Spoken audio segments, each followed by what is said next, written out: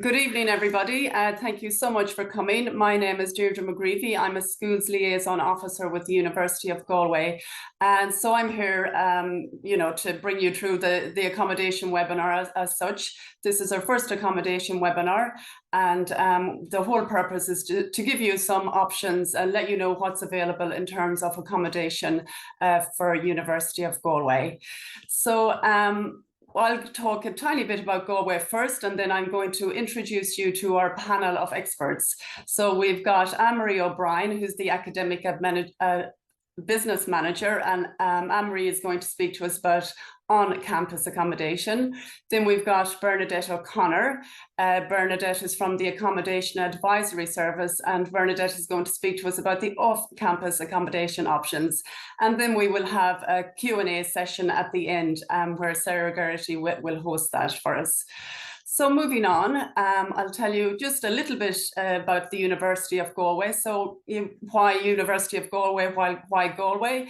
The University of Galway is particularly, it's a city centre campus for starters. It's very much within walking distance of all the key attractions in Galway. Galway, as I'm sure many of you know, is very much a cultural hub, and it's a wonderful city. It's not too big, it's not too small. It's got everything from the lovely shops, the big shops, the restaurants, great clubs, sports facilities, theatre, very much a cultural spot to come to. And the university, it's a city centre campus. So what that means, it's really everything is within just walking distance to even this area here. This is Galway looking nice and colourful on a nice sunny day.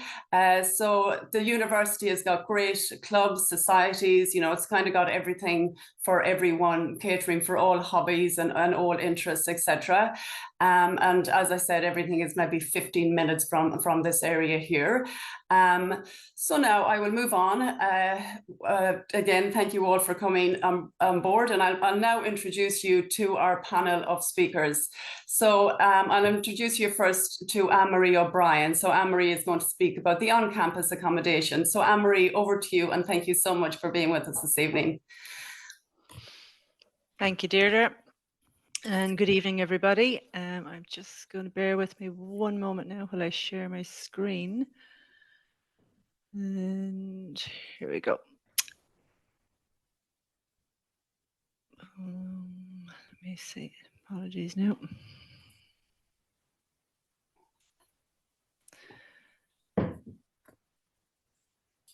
Okay, hopefully that's okay. So my name is Anne-Marie, and I'm going to talk to you this evening about the on-campus accommodation here that's available to students coming to the University of Galway. Here we go. So what you're seeing there on your screen should be an image of the Dunlin Village. So Dunlin Village is the most recent village, and it actually just opened in September. So this is the first year that students are actually living in it. So as I said, there are 3 villages: Dunlin Village, Goldcrest Village, and Corrib Village. And this is an overview of the entire campus. So you can see the city centre here. Then you have the South Campus, where much of the teaching takes place. And then the student residences are located on the North Campus, just before you get to the Dangan Sports Complex.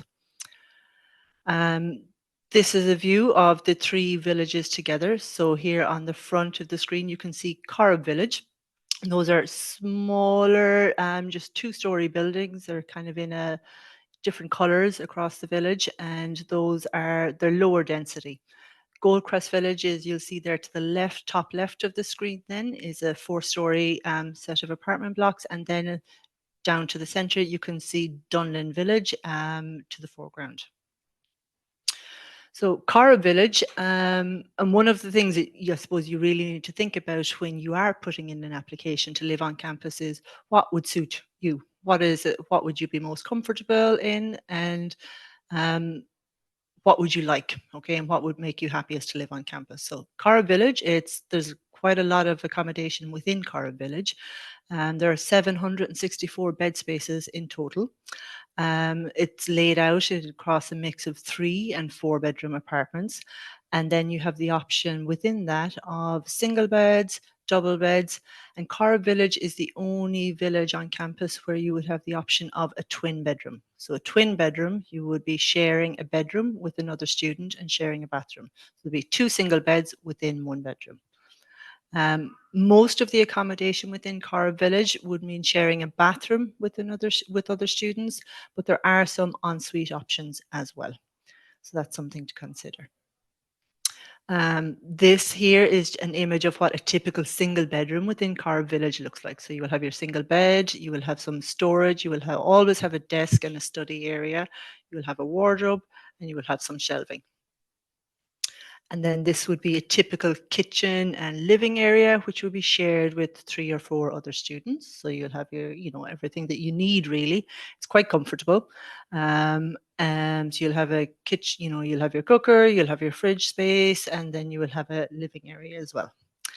Goldcrest Village, then it's a different type of structure, and it's quite new. So it only opened, in 2018. There are 429 beds available in Goldcrest Village, and similar in that they're 4, 5, and 6 bedroom apartments. So you will be sharing with at least 3 other students. I suppose what is different from Cara Village is that all the bedrooms within Goldcrest Village have their own ensuite bathroom. So there are no shared bathrooms. You always have your own single room. Single room, as in a single room is a room for one person. So it's single occupancy. The majority of the bedrooms in Goldcrest Village come with a single bed. Now there are some double beds available, but the majority are single beds. And then one of the advantages of Goldcrest Village, I suppose, as well, is that as well as your shared kitchen and living spaces, on the ground floor as well, there's a huge common room, there's a games, there's a space for games, for hanging out, there's a movie room, and there is secure bicycle storage there as well. And you'll see the main reception for Cara Village and Goldcrest Village is located at Goldcrest. So this would be your typical bedroom in Goldcrest Village. They're really bright, they're modern, they've got lots of storage in them. Shared kitchen and living area, this is what it looks like. They're all pretty standard throughout. Again, really bright, really modern with lots of windows and daylight, or natural daylight coming in. And then if you move on to Dunlin Village, which is really new and just opened this year. So it's quite similar to Goldcrest, but it's newer. And there's a lot of people ask us, what's the difference between Goldcrest Village and Dunlin Village? One of the main differences, one of the similarities is that bedrooms, again, always have your own ensuite bathroom. But one of the main differences is most of the bedrooms are double beds. So it's for one person, but it is a double bed. All right. There's an extra games room in Dunlin Village, and a lot of the shared kitchen and common areas, they're just that bit more spacious. Okay, so you will have 2 fridges. For example, if you're sharing a 6-bedroom apartment, there will be 2 big fridges for you to share your space. Additionally, in Dunlin Village, there are meeting rooms on site for students to use. So if you have group projects to do, or if there's something you want to work with, or extra study spaces. So if you don't want to be in the library, if you want to work on site, there's lots of place for you to do that. And there is plenty of bicycle storage as well. So again, this would be a typical bedroom within Dunlin Village.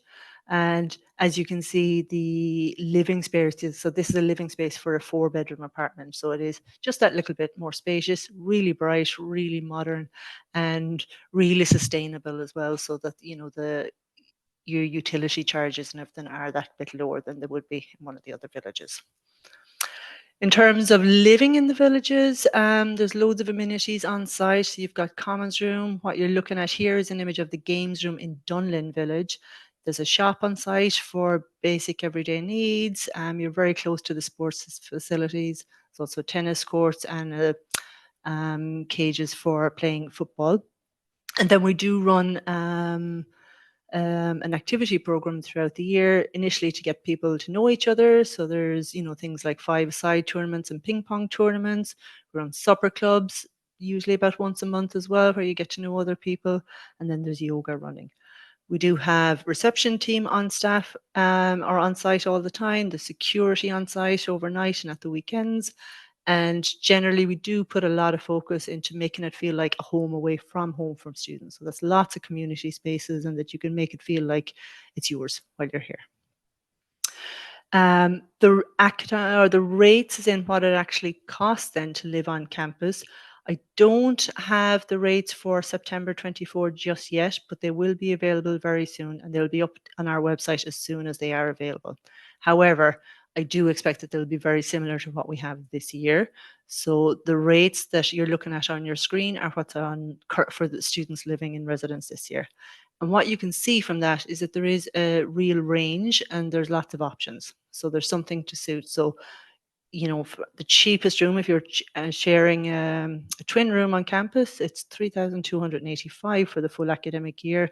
And there's a range of options all the way up then to Dunlin Village. So you have to think about what you actually need, maybe what you want, and what suits your budget when you are making a decision about which village you'd like to apply for. One thing which is important is that your utilities, so that is, you know, your charges for your electricity consumption, your heating, hot water, that is not included. So that is, it's you prepay a deposit essentially against that for the year, and then every month we check your consumption, and then we will record that against it, and any surplus then is refunded at the end of the year. So that's just in addition onto the, but you shouldn't have any surprises in that, because the way the prepayment is set is we monitor usage every year for all of the students, and then whatever that is set at, that's what we expect the maximum you would need to pay for the year. There are different payment options. So again, think about what you would need and what would suit you. And you know, obviously, so I'm sure a lot of you are students yourselves, but make sure that you're having a conversation and talking about who, you know, who's actually going to be paying for it. So do you want to pay once and get it out of the way in August time? There is the option to make two payments where you'd be paying one payment in August and then another in December. And then there is the option, if it suits you, to pay in installments so that you can spread the cost of the accommodation across the academic year. One thing I suppose which is really important is that, you know, most of you are applying through the CAO, and you won't, maybe we don't even know the dates for it, that CAOs will be available later on in August time, but we don't ask for payment of the academic charge or the accommodation charges until that has been out. All right, okay, so that's, I don't have a date for that yet, but once we know the CAO timeline, then we will have the deadline for making payment prior to check-in.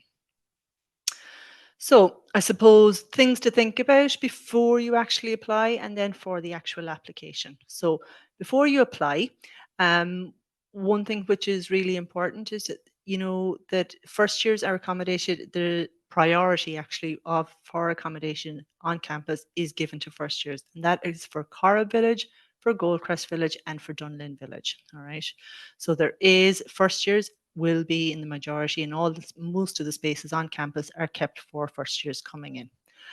There are, like I said, a range of options. So consider what, when you're thinking about it, oh, do I want to live in Corrib, or do I want to live in Goldcrest, or do I want to live in Dunlin Village? Think about, oh, what do I actually need? Okay, what would I like maybe? What do I need? And what's my budget? All right. And think about that and try and match it up. Things you might want to think about, you might think, well, yeah, I can share a bedroom with someone, or me and my friend are going to go and we'll share a twin room, which is perfect, and lots of people do that. But you need to think about, well, if I've never shared a bedroom before, am I going to be happy? And potentially maybe sharing with a stranger. Okay. Equally, if you know, if you think, oh, an ensuite bathroom, I absolutely need an ensuite bathroom, I wouldn't be comfortable sharing a bathroom with somebody else, then really you need to be considering applying for Goldcrest Village or Dunlin Village, where that is guaranteed. As I said, the actual rates for, or what it will cost for accommodation on campus, will be up on our website as soon as possible, and that is campusaccommodation.ie. At the moment, you can go onto our website and you can sign up to a newsletter, and then we will send notifications throughout the year as well.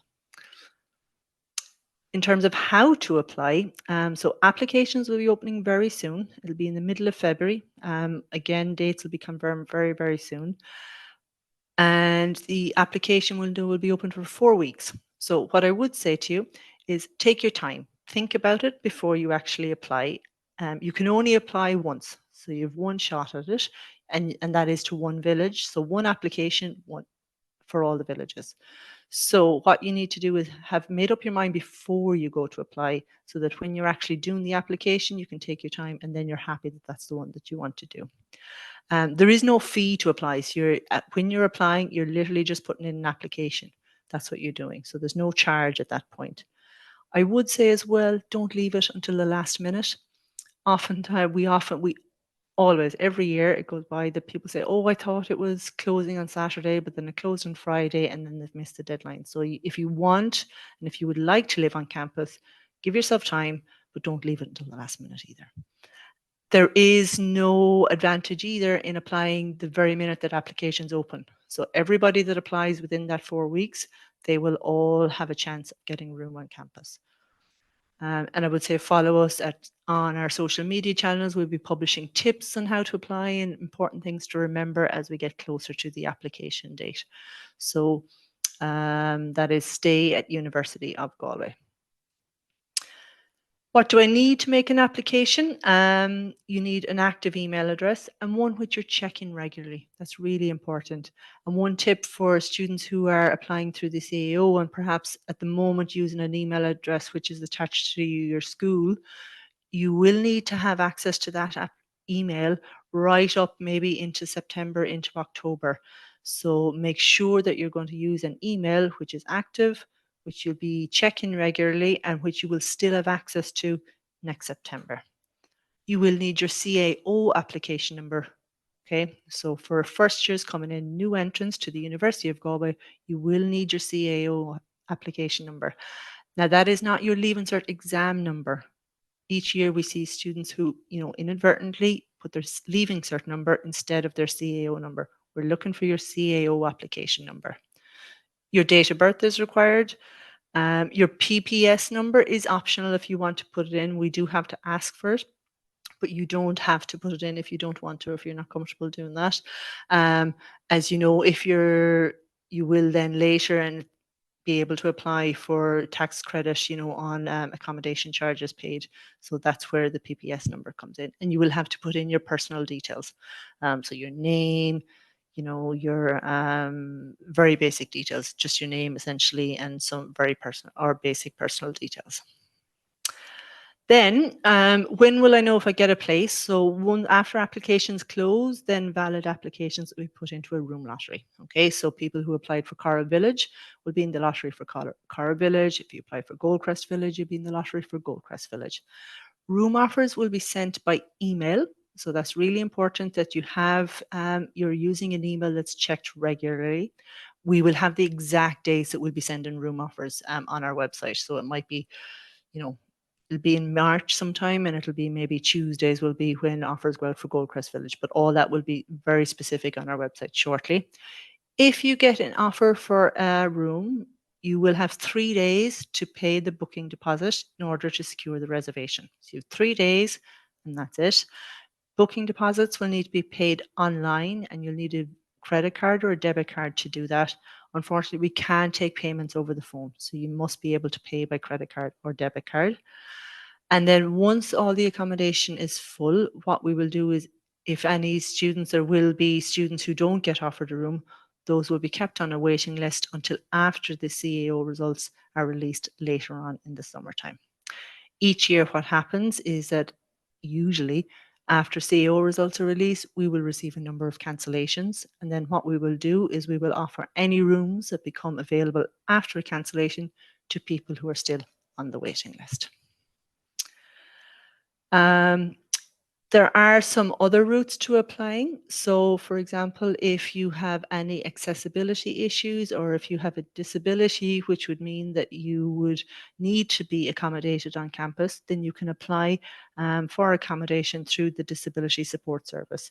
Now, there are a limited number of rooms available for students who need to live on campus, and the The Disability Support Service will be able to give you more information in terms of the criteria, but I would recommend that you contact them straight away. You can always apply to us directly as well, but definitely do get in touch with the Disability Support Service. There is the option as well for students who would like to live with other students, who would like to speak and live in Irish, essentially, in Teach na Gaeilge. So you can apply to Ifigach na Gaeilge at Ollscoil na Héireann or Ollscoil na Gaillimhe, put in an application. You can also apply to us directly, and then interviews for those spaces will be held in usually around Easter time, but all the details again will be available from Ifigach na Gaeilge. And that is it. I'm going to hand you over now to Bernadette O'Connor, who works in the Accommodation Advisory Service, and she will have lots of more useful information for you. Hello, my name is Bernadette O'Connor, and that's a very hard act to follow. If you bear with me, I am just going to share my screen so I can show you some information about our webinar. Aha, thankfully. Okay, so we're back on track. I am afraid that I am the person you see if you are disappointed and you haven't received campus accommodation. However, don't be disappointed. There's advice we can give you, and there's advice we can give you along the way, and now is the time to prepare for alternatives, regardless of whether you're applying for campus or not. This here is the link to the Accommodation Advisory Service page. And if you make that your base camp at this stage, so even if you don't remember everything that you've heard this evening, you can come to us for advice on both campus and off-campus accommodation, and we'll help you along the way, which we're happy to do so. Okay, so when you reach our website, what I'm going to do is walk you through what we have here. And you'll see a picture of each of the buttons. We've got off-campus, rent a room, international students, and on-campus. So tonight, the off and on-campus is what you need. And I have, even though Anne-Marie has given us such a great presentation on everything she has, you can see you can reach everything she has spoken about from our website by linking through to the on-campus. And we'll just skip quickly through. You can see it's easy to navigate her mailing list, everything. And that there is the link to the campus accommodation, which you probably won't need because you've had such fantastic info. The only thing I would say is watch out for, if you do get an offer, check your spam folder, your junk folder, and your promotions folder, because that is something that we hear about in the Accommodation Advisory Office, where people have missed that 3-day timeline to apply for the accommodation because they missed the offer. It's automated and it can be the way your email is set up.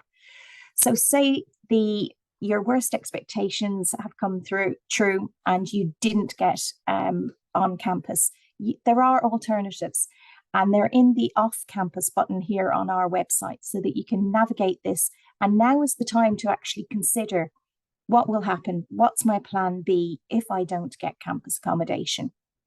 And you can see here on the common accommodation questions, are there off-campus private residences nearby? Because there are options you can go for, and applying now would be ideal. When you click onto that, you'll get a menu of all of the sites that will offer accommodation, and it's specific to students. So you've got Donaris, Gortna Carba, Menlo Park Apartments, Donegan Court, Atlantis Apartments, Suite, Westwood, Galway Central. Now, there are others out there. These are the ones that we've had feedback on that we're happy to recommend. It doesn't mean there's anything wrong with the ones that you'll find that are not listed. It's just they don't have that relationship with us and we haven't got enough feedback to recommend them at this point. So here I've left up the links, and I'm going to leave that there for a minute in case people don't like navigating the website, but all of those links link you directly into the villages. Now, you don't need to get the QR codes here because everything is on our website, Accommodation Advisory Service, which you can Google. If you put in just Galway at the end of it, you will reach our page. And it's the digital version of myself and my colleague Angela, who work on campus, which you're welcome to come and visit us in our office there as well. At the moment, we're on the concourse in the main campus, and you can find that on our website as well. There's a map to find us and everything. So Donaris Village, Gortna Caraba, and Menlo Park Apartments, they're first on the list. It doesn't mean they're any better, but they would be more in line with the prices that you will see in Carb Village. There are options to share rooms as well in some of these villages, which is not always the case in some of them. They're perfectly fine, very nice. They haven't all opened yet. I know Menlo Park Apartments are opening on the 1st of March, and Donaris and Gortna Caraba haven't announced, so you will have to link into their websites to have a look. Now, there is one, I suppose, consolation prize to applying for the off-campus, which I know is everyone's first wish is to be on campus. But if you do get into one of these villages and you get an offer, they do offer first preference every year after that. So it does take the worry out of it if you do happen to get into one of them. Some of them, I know Menlo Park Apartments is a lottery very similar to our own. It'll take in applications and then it'll be potluck if you get a room. Donaris and Gortna Caraba in previous years have taken applications and they number them. So if they say they're going to open their applications on February the 1st, then you'll need to take a look at that and make sure you're up early that morning, because you want to be, I suppose, application 1 to 100, not 1,000, because it's unlikely then that you'll get an offer. Our next three that I've left 2 of them off because they only take group bookings, but they're handy to have on our website for second year. But these 3 will take first years, and Galway Suite, Westwood, and Galway Central would be more along a similar price line.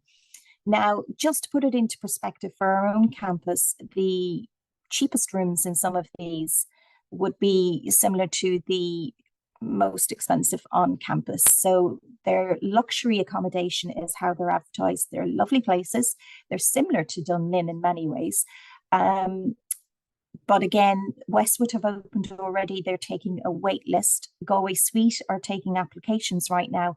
And Galway Central will offer a lottery, but they have a small number of rooms to offer. But it is well worth applying to everything that you think is feasible for you. Again, like campus, have a look at them, study what they're offering, and have a look and see if that suits your budget. There is an alternative that many people don't consider, and that's hostels. Now, these 3 hostels that I've featured here are offering specific student accommodation. Now, this you do have to think about because it really does depend on your child's personality. Most of the rooms they offer, they have a very small number of twin rooms available, maybe 1 or 2 singles, but most of the rooms would be for 4 students sharing. You're invariably going to be sharing with people that you don't know, but they do set up a kind of community. The rooms are placed away from the general hostel, so it is a specific student area, and it's well worth thinking about. The prices are reasonable. They do both 5 and 7 days accommodation, so if you're living far away, this might be an option for you. Or if you're only doing the 5 days and you're not you're quite sociable and you don't mind mixing, then this could be a very good option for you. Now, the next area that you see on our website, you'll see off campus, which we went through, and start your search. And we've got a map there that'll help you if you're not familiar with Galway. And Student Pad, you'll see that's at the top of our website. Now, I'll leave that up for a moment. And Student Pad is where we advertise local landlords that want to offer accommodation to students. And the sooner you look at this as an option, if you haven't gotten on campus or you haven't got any of the private villages, the closer to the university you're going to be placed. Now, there's a range of prices. Some of it is rooms. Sometimes there'll be shared houses, shared apartments. But in first year, it's probably better to go for the digs option. And that is all linked through the Accommodation Advisory Service webpage. Now, when you hit on Student Pad, it will bring you to a login, and it's a really simple process. There's not very much information you can see here. You put in your email and password to log in, but to set up in the beginning. If you put in your login details, you don't need to wait for a university email. I will activate that for you, our end, and you will have access to StudentPad. And this is what you should see when you press search for accommodation. Now, you can apply all sorts of filters, but my advice is to have a look at all of them, because the information is only as accurate as the person that's putting it in, and some of the landlords may not be as tech savvy as you, so they may have put in the wrong descriptions along the way, but you will be able to figure that out. But there's a handy map so you can see how local it is to the university, and it'll be price range. We have it now to encourage more reasonable prices. With the least expensive accommodation will go to the top of the list, not the newest. But we only leave adverts up for 2-week period, so that just in case a landlord has forgotten to take down accommodation that has gone, then it will come down automatically. So you're not seeing the same ads over and over again. Now back to the map. Understandably, not everyone knows where the areas are. And when you're looking at StudentPad, that can be a pitfall that you think, well, how far really is it? Now, I know we all have Google now, which is handy, but this gives you a more picture perfect look at what are the distances, what am I happy to go with? And we've listed them all. And once you click inside any of these, it will give you an idea of the amenities and the distance from the university by car, by bike, or by bus. And with that in mind, we also have links on our website to the train timetables. So there's places that you could consider that might look further away from the university, but actually, if they're on the train line, they could be easier to get to than somewhere that's physically closer. So Oranmore is a good example of that, because it's on the train timetable. It's also got a really good bus service. It's on the city bus service. And now they've increased buses, which we also have the timetable link here to. They've increased to Connemara. So out that direction, they've got a much earlier bus as well coming in. So it's definitely worth considering going further out. And sometimes there's an advantage in that the rates will be slightly less expensive. So there's bikes. If anybody is willing to cycle to university, there are the bike shares, and we have that linked on our website as well, so that you can really get an idea of how easy it is to navigate around the city. So when it comes to StudentPad or any of the bookings that you're doing in the private sector, there will always be scams. Now, the most of them you will find, there's some really good sites for offering accommodation, and people have genuinely found them on sharing for sound people on Facebook. But for every 3 adverts, you'll see at least 1 or 2 of them will be scams.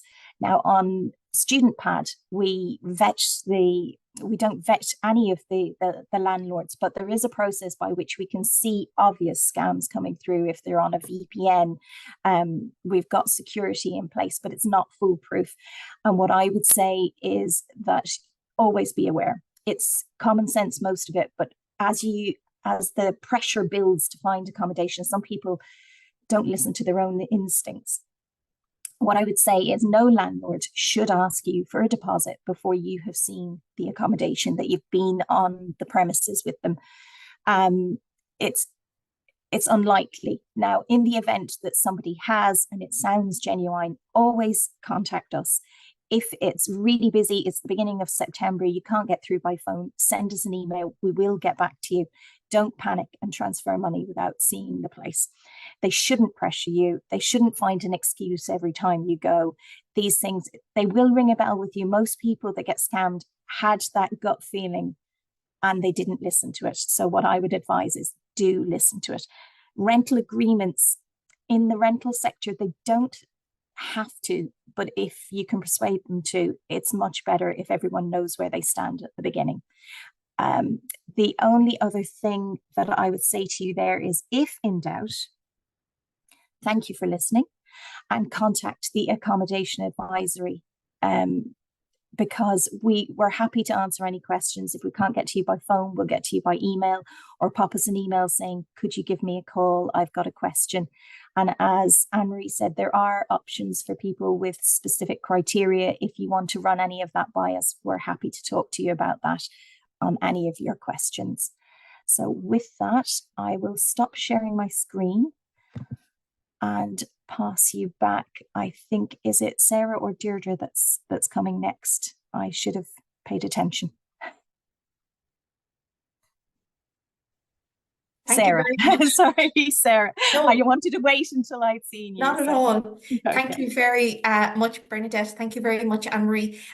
So I've been keeping an eye on the Q&As. We've managed to respond to a good few queries, and we've shared some of them with all of the participants. So hopefully you'll get a flavour of the answers and might help with your understanding. So we have a few questions, a few common queries coming in, some relating to our campus residents and some, I guess, relating to off-campus and wider accommodation questions. So Anne-Marie, can I come to you first and ask you a couple of queries? And the first one is about deposits. You might give us a sense of roughly what the deposit was last year, and also the process or procedure for if in the case that you don't get your CAO offer and you're not coming to Galway in August, September.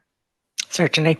So as I said earlier on, I still, I just can't confirm what the exact rates are going to be for this coming year, but last year is a good indicator. So last year, the booking deposit was €250. So if you were offered a room last year, you had 3 days to make a payment of €250 in order to secure your reservation. For students who are applying through the CAO, which is the majority, once we have a date timeline, what we will do is, if you have booked a room and you've paid your booking deposit, we will then, once we know the CAO timeline, we will email you and we will update our website saying, this is the deadline on which you need to know to tell us, are you keeping your reservation and coming to live on campus, or if you wish to cancel. All right, okay. So last year, when you paid a booking deposit, if you cancelled by the deadline which we gave you, which was after the CAO results and offers were made, you got €150 back, but we do keep €100 as an administration charge. Okay, so you got €150 back. But it's important to pay attention to the deadlines for that. So if you don't contact us on time and you don't let us know that you're cancelling, then you will forfeit the entire booking deposit. But like I said, we will update our website and just keep an eye on the website for this year's application process. Yeah. Fantastic, Anne-Marie, that's brilliant. A couple of other quick ones. How often can students expect to receive a utilities bill? So you pay one prepayment at the start of the year, and then what we do is we monitor the usage in each apartment on a monthly basis, and then we send you a statement on a monthly basis telling you what you're using, what it's costing you, so that you can keep an eye on that. So it might cost you, €20 in September, and then maybe €40, so you know what you're doing, and then you have the opportunity to, you can see if you're using an awful lot or if you need to moderate it a little bit. Yeah. Can I just say on that, a lot of that is, we do try to encourage students and everybody just to be mindful of sustainability on campus, as well, and in the residences. So that is where that comes in as well. Okay, fantastic. The majority of our, I think, our students with us this evening will be CAO students, Leaving Cert students here in Ireland. But we also have, delighted to have some international students who are hoping to travel to Ireland in September. Anne-Marie, can you just give advice on the process for international students and the involvement of the international office in that? Certainly, yeah. So there is a separate application process for students who are not first-year undergrads. Just firstly on that, for any students maybe coming from Europe who are applying through the CAO system to become a first-year undergrad, this application opening in February, that applies to you. Okay, if you're applying through the CAO, you need to follow this. For other international students maybe coming on postgraduate programs or visiting programs, there will be a separate application process, and that will open in April, and the international office will be in direct contact with you about that separately. All right, for postgraduates or incoming first years. Great, thanks, Anne-Marie. A few practicalities. What about parking on campus for students who are resident? For a resident, so there is no specific parking space on campus, and there is no parking at all at Dunlin, again in line with sustainability. Students, if you do have a car and if you are traveling to stay on campus, you can apply through the university for a student permit to park on campus. But be mindful, that does not mean that you will have a parking spot right in front of your apartment, okay? Unless you have, there are parking spaces designated for people with for accessible parking. That's different. Okay. We've had a few queries about making requests to share a room with a friend or share an apartment with a friend. And you might tell us a bit about that. Okay, so we can't do requests for sharing at the application stage, but what will happen is once people have booked and secured accommodation, then we can and we will try to facilitate sharing where possible, particularly if you want to share a twin room. You know, if you have a friend coming and you both have twin rooms booked, then yes, we will facilitate that. I do need to say that we can't guarantee that we will be able to facilitate all sharing requests, particularly when it comes, you know, right after the CEO and just before people move in. So we will try, but we can't guarantee it. And one other point to note on that is that we don't offer single gender accommodation. So all accommodation on campus is inclusive. So that's important to note maybe for some people. Okay. That had come up in the question, so that's great to hear. Is there a common area in Corra Village? Unfortunately, no, because you'll have seen from the photos there, you know, it was built, I suppose, they're small little, it's comfortable, there isn't, but students can, of course, use the Goldcrest Common Room and they can use the games room in Dunlin as well. Loads and loads of questions. Another common question is maybe the start time. When would students expect to move in and when would they expect to move out in the spring of 2020 or spring, summer 2025? Oh, I should have checked the dates. Oh, very roughly. It's around what the academic calendar is. So Okay. first year students, we usually open up so you can move in kind of in the week preceding before the start of teaching, so that you're all on campus for inductions and orientations. And then the checkout date is usually the day after the final exam in springtime. So that's a fun day. Yeah. Great. We don't have any 5-day options, I understand. Is that right? So Correct, yeah. It's 7-day accommodation. Great. Mm. And I have one more question, and then I'm going to head over to Bernadette and put her in the hot seat for a few minutes. A few questions coming in around, you know, can you be strategic in what you apply for in terms of applying for one residence, more likely to get a room than another? If you got a single room, could you then wait for a room and go on to a waiting list for a twin room? I suspect not, but you might be able to answer that one. No, and I should have, like, each year everybody, oh, it's like, well, there's more rooms in Corrib, should I apply for Corrib? And no, and that's why it's really important that you think about what you actually want, what you're going to be happy, and apply for what you hope to get and what you would be happy with. So if you want a double bed and ensuite, don't apply to Corrib in the hope that, you know, there's more rooms available. Think what you want, and then that's the way to go about it. Yeah, absolutely. And very similar to like the CAO process, rather than worrying about your course and the places available and will you get the points, you choose based on genuine interest, and that's the best way to make a decision. We've had a few more questions wondering about, I guess, you know, likelihood of getting an offer, proportion of students who get a room, etc. But I guess what's important to remember is not everybody who is applying will end up coming to Galway in September. Rooms become available when the Leaving Cert results are announced, and then the waiting list becomes very important. So it's not really any help to anybody, you know, to go into, you know, the volume of applications, etc. So just to answer that one kind of broadly. Okay, Bernadette, a couple on your end, and Anne-Marie, we might come back to you before we finish out. Bernadette, one question that has come up would be the distance of the external or the off-campus residences to the university, and they all vary, and some are in walking distance and some are cycling distance. Would that be right? To be honest, I mean, maybe I'm a walker, but I think they're all walking distance. If they're listed on our website, there's nowhere further than 28 minutes, I think it says on one of them. So I suppose it does depend on how far you walk, and it does count that it rains in Galway, but they're all really close by.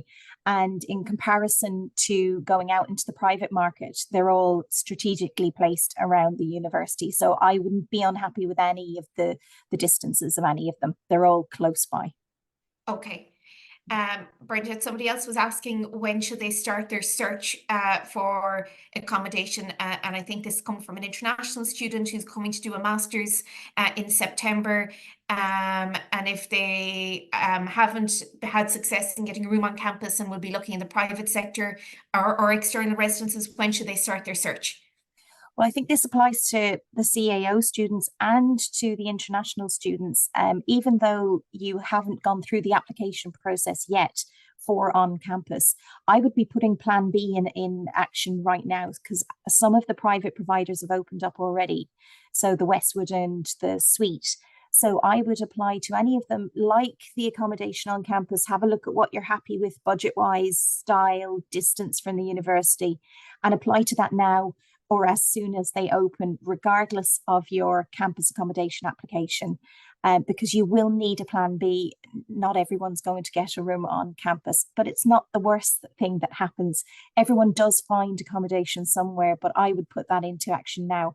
If you don't get campus and you don't get any of the private providers, then you'll find most of the accommodation that goes up in the private sector on student pad, which would be individual homeowners, that will really start to pick up around May. So you will know your situation by the time you really need to look at that carefully. Thanks very much, Bernadette. And I have one other question, and I've just lost it, so bear with me for 1 second. That's okay. Oh, the heck was it?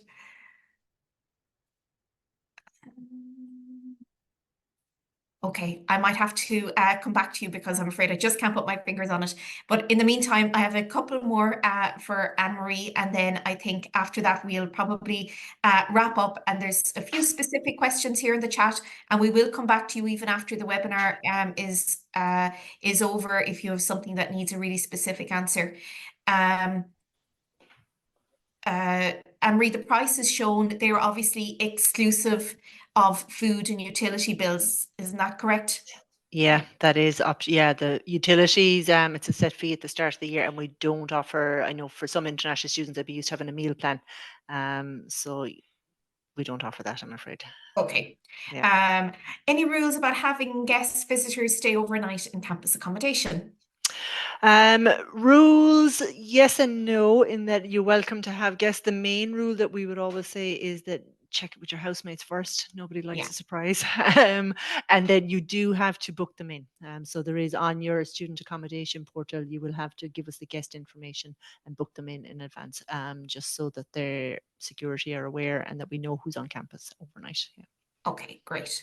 And for the rooms that are sharing rooms, twin rooms, is that bedroom single sex is the question? That's for a sharing bedroom, it's single sex, okay, but for the apartment itself, will be mixed gender, or most likely will be mixed gender. Yeah. Okay, great. Okay, I think we probably answered the really common questions. We are getting some questions asking if the accommodation would be available then for second year students, but first year incoming new students are prioritized for on-campus accommodation. And I guess that's to recognize that the first year incoming students have the greatest challenge. They're moving away from home for the first time. By the time they get to second year, they'll have their friend group, they'll be familiar with the city. And for that reason, first years are prioritized. So just to answer that one, as it has come in a few times also. Would you mind, Anne-Marie, one more time, just to give that tip that you gave to the international students, because it's still coming in again, a few students inquiring if they're an international student, they are not applying via the process you explained earlier, isn't that correct? Yes. So, well, international students, so we're clear what an international student is, I suppose. If you are, say, a student from France or a student from Spain and you're applying to come to the University of Galway as a first year undergraduate through the CAO system, then you apply like I've explained here. If you are a student maybe coming from outside Europe, or to do a master's program, or you're a visiting student, then we will have a separate application process. It will be on our website, but it's later. So it'll open in April time, and the international office will be sending you information about that separately quite soon. Okay, fantastic. Okay, just to say thank you to all of our guests who asked fantastic questions, and to our panelists who provided fantastic answers. And I'm going to hand over to Deirdre to finish up. Thank you. So thank you so much, everybody. I don't know if you heard me there. Absolutely excellent presentations. I learned so much myself. It was absolutely fantastic. I'm going to show you one final slide. Just, this is so obvious, but just for students listening, before you come to university, before you join, it's just a good idea just to give yourself, and it was well covered there, give yourself plenty of time to look for the accommodation. When you do move in, make your room as homely and as nice as possible, so that you settle well and that you enjoy it. Explore the city. Once you come in, I would always say, very obvious yet again, but do always attend your lectures, join the clubs and societies. Fantastic way to meet people, to make friends, to be part of, a community, etc. And makes use of the many resources we have available. Manage your finances as well as you can, eat well, enjoy sufficient rest and relaxation, and take really good care of yourself. So thank you so much to all of our speakers. Thank you for everybody for being here today. If you have questions afterwards, we will be sending out all of the links and email addresses and everything like that. So please do get in touch, and thank you, and enjoy the rest of your evening.